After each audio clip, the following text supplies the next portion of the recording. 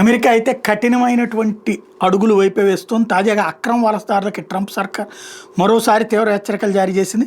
30 రోజుల్లో దేశం విడిచి వెళ్ళిపోమని అల్టిమేటం ఇచ్చింది. లేదంటే భారీ జరిమానాలు ఉంటాయి, జైలు శిక్షలు తప్పవని స్పష్టం చేసింది. బలవంతంగా స్వదేశానికి పంపుతామని పేర్కొంది.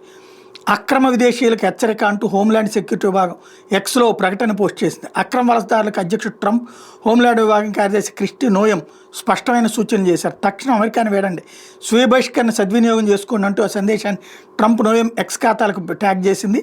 వెంటనే వెళ్ళిపోతే వాళ్ళకి కలిగే ప్రయోజనాలు, వెళ్లకుంటే ఎదుర్కోవాల్సినటువంటి పరిణామాల్ని అందులో పేర్కొన్నారు.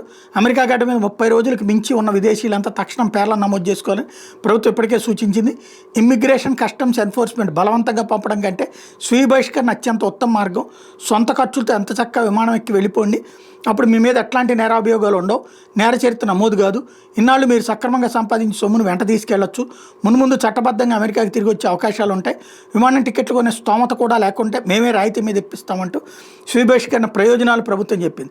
ఒకవేళ అమెరికాలోనే ఉంటే ఎలాంటి పరిస్థితులు ఉంటాయో కూడా ప్రభుత్వం చెప్పుకొచ్చింది. మీ జాడ తెలియగానే హోంల్యాండ్ విభాగం మిమ్మల్ని అరెస్ట్ చేస్తుంది.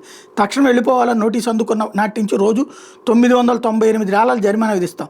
వెళ్ళిపోతామని చెప్పి కూడా వెళ్ళని పక్షంలో రోజుకి $1000 నుంచి $5000 వరకు జరిమానా విధిస్తాం. స్వీయ బహిష్కరణ ఒప్పుకోకపోతే జైల్లో పడేస్తాం, వీలైనంత ఎక్కువ శిక్ష పడేలా చేస్తాం, బలవంతంగా విమానాలు మీ దేశానికి తరిమేస్తాం, మరోసారి అమెరికా గడ్డ మీద కాలు మోపకుండా నిషేధం విధిస్తామని ప్రకటించారు.